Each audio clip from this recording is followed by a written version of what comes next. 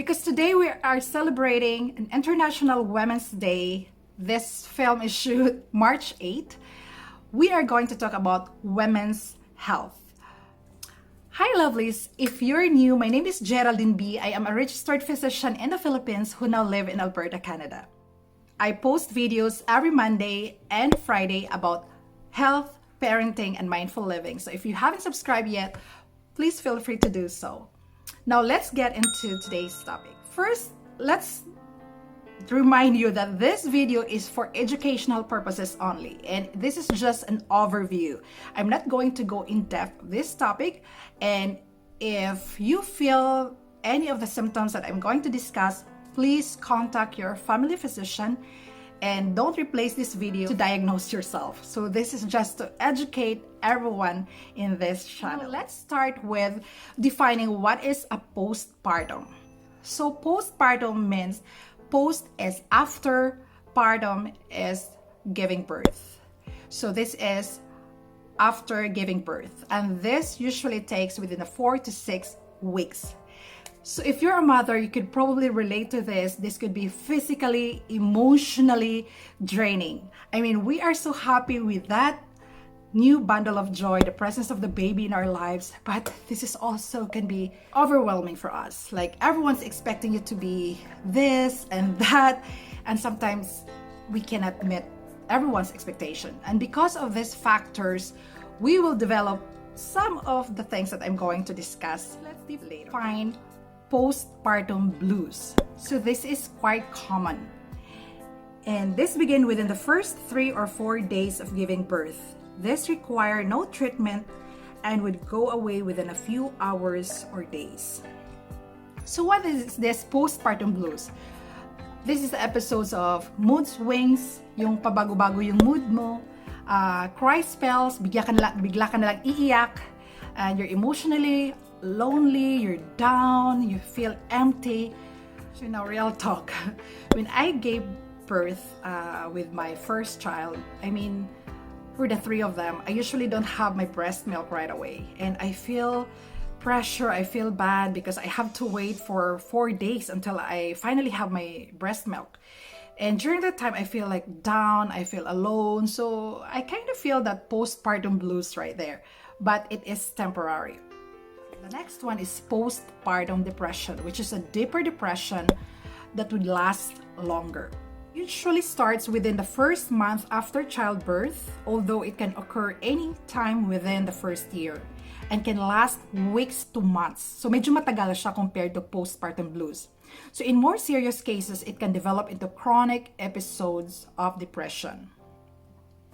Which means that even though you are way from postpartum period, matagal ka nang nanganak, you still feel depressed. It could lead into chronic depression in the long term. Now, what are some of the signs and symptoms of postpartum depression? Well, every woman is different, but these are some common symptoms. One is depressed mood or depressed or anxiety. Yung you feel so down, malungkot ka lang na hindi mo alam. May anak ka naman, pero bakit ka malungkot? Number 2 is anhedonia. This is the feeling of not enjoying the same thing that brought you joy, including the baby.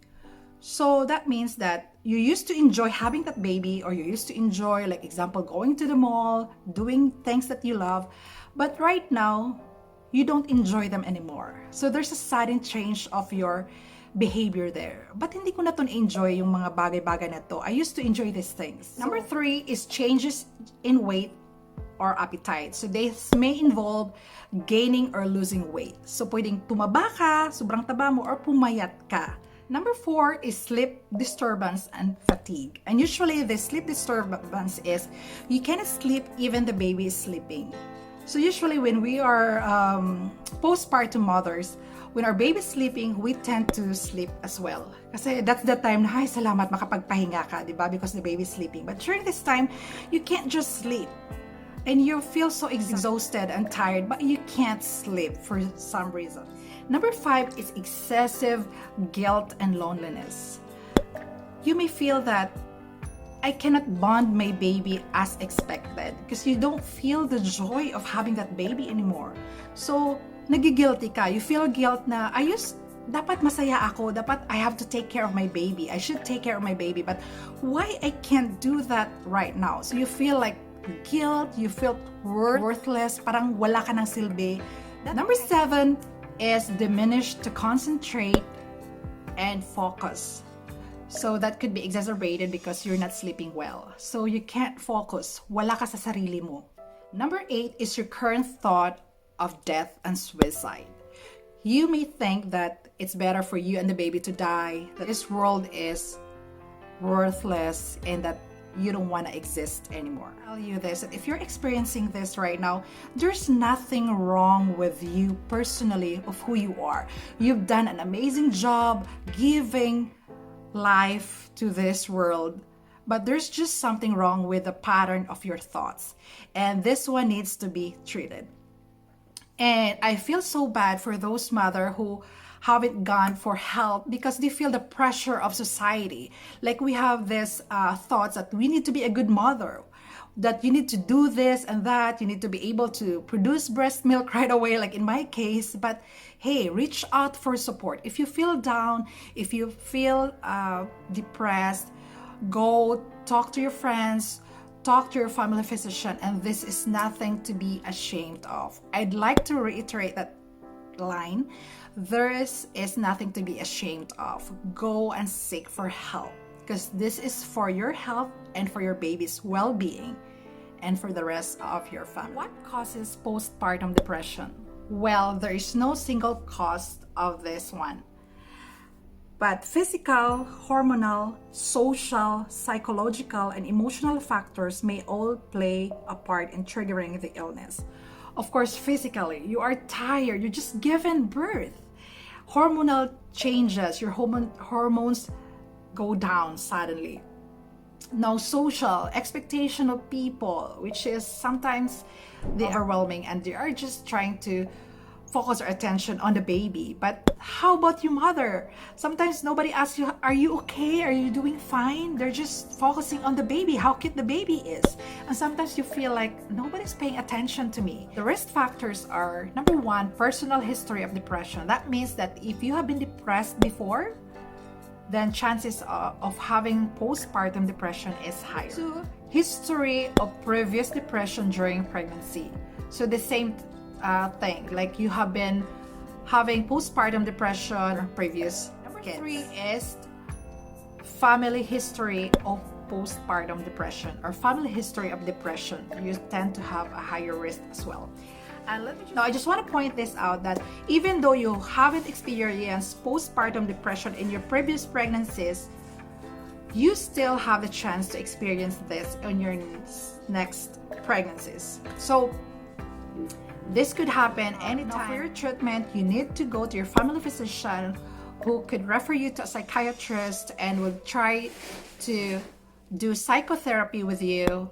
That means talking to you and just giving you the support that you need, and could also give you antidepressant, could also do cognitive behavioral therapy. There's a lot of things. There's a lot of help that is available if you just reach out. So the last thing that I'd like to talk about is postpartum psychosis, which is a sudden onset of psychotic symptoms after childbirth. So when you say psychosis, you are deranged from reality. So yung mga iniisip mo, hindi siya reality. May nakikita ka na hindi nakikita ng iba. You will hear something that other people are not hearing. So you have hallucinations right there. So this is rare. It could occur 1 to 2 women out of 1,000. So this is rare, but this could happen still. And this is a psychiatric emergency that you need to be hospitalized, your mother, for the safety of the mother itself and the child.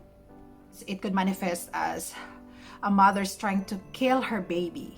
That's how serious it is. I'd like to tell you again, if you're listening right now, you're feeling down, you have done an amazing job, definitely seek out for help. Go to your family physician so you will be helped.